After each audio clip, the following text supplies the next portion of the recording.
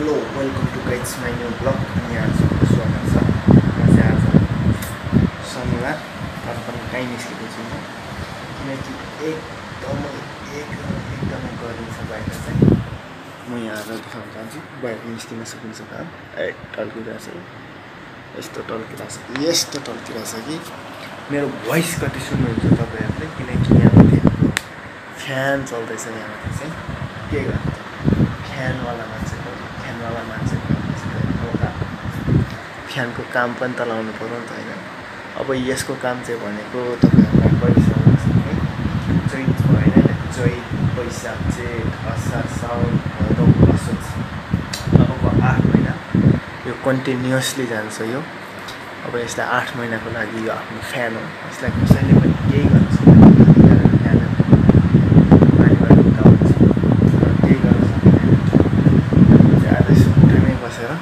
मेरो यहाँनिर ल्यापटपबाट मेरो वर्क हुँदैछ आज। यहाँनिर चाहिँ मेरो आजको एउटा प्रोजेक्ट वर्क गर्दैछु म चाहिँ यहाँनिर। यो प्रोजेक्ट वर्क बनाउन थालेको मैले धेरै नै भयो कि लगभग 2-3 महिना नै चलिसक्यो।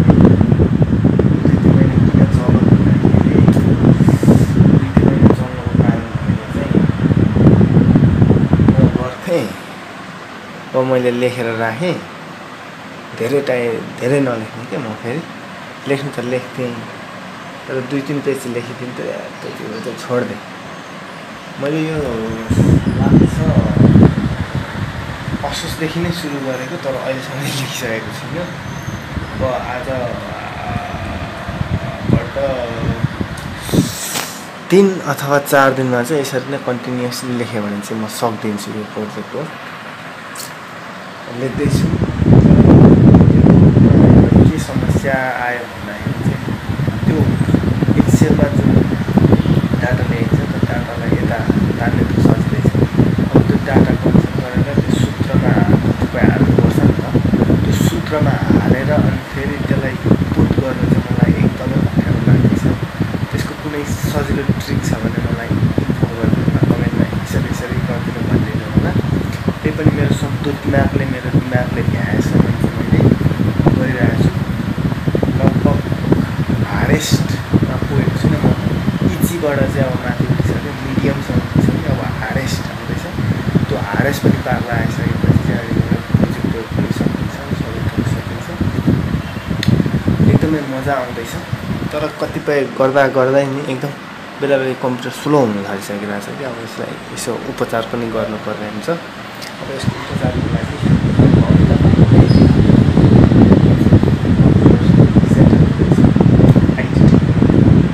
बनाउनु जानुपर्छ।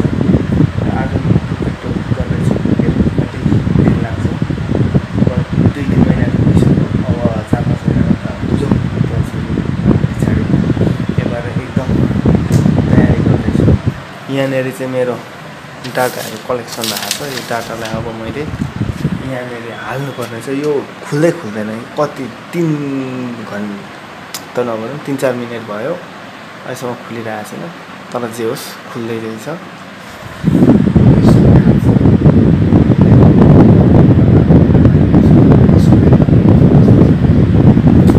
यस्तै छ, गरिँदैछ, हेर्दै जानुहोस्। अब ठ्याक्कै बत्ती पनि गयो क्या। बत्ती जाने बित्तिकै माथिबाट सर हावा आउँछ। गरिरहनु थालेको फ्यानले धोका दिएको। अब बत्ती नभएपछि त गाह्रो छ नि। यस्तै छ, के गर्नुहोस्। अब पसिना आउँछ। अब यसो गर्न त गर्नुपर्छ। यस्तो हाल हुन्छ कहाँ गर्न सकिन्छ। सोच्न पनि सक्दैन। गर्मीले यति ह्याङ गर्छ दिमाग। अबको 8 महिना कसरी बिताउने भनेर म सोचिरहेको छु। एकदम गाह्रो छ, अब एकदम गाह्रो छ। बत्ती गएपछि त झन् गाह्रो छ। अब फ्यानले पनि अब सक्दियो, फ्यान पनि छैन। अब के गर्नु त भन्दाखेरि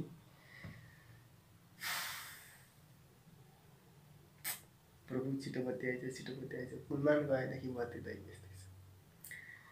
कुलमान गएदेखि बिहाल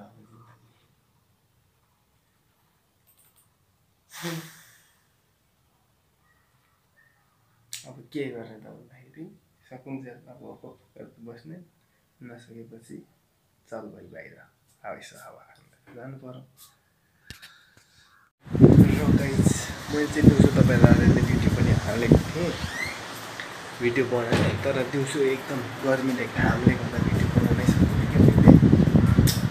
त्यही भएर अहिले चाहिँ अब अन्तिमको भिडियो बनाउँदैछु। मैले दिउँसो अलिअलि काम गरेँ, तर लाइन गएर चाहिँ पङ्खा एकदम बन्द भयो नि त। अनि हाम्रो फ्यान यो फ्यान बन्द भएपछि चाहिँ मैले केही गर्नै सक्दिनँ। भन्दा पनि ज्यादै गर्नु भएपछि चाहिँ मैले लुगाहरू यसो उठाउने कामहरू गरेँ। र अहिले चाहिँ म जस्ट यता भान्सातर्फ लागेको छु।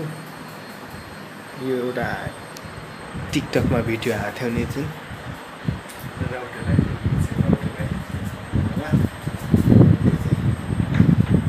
त्यही त्योसँग मेरो खाएको मेरो भिडियो पनि त्यही भएर मैले चाहिँ यस्तो चाहिँ मेरो अब यो बस्ने ठाउँ भइगयो। यो मेरो अब गाडी स्लो भएको छ, यसलाई मर्मत गराउनु पर्ने छ।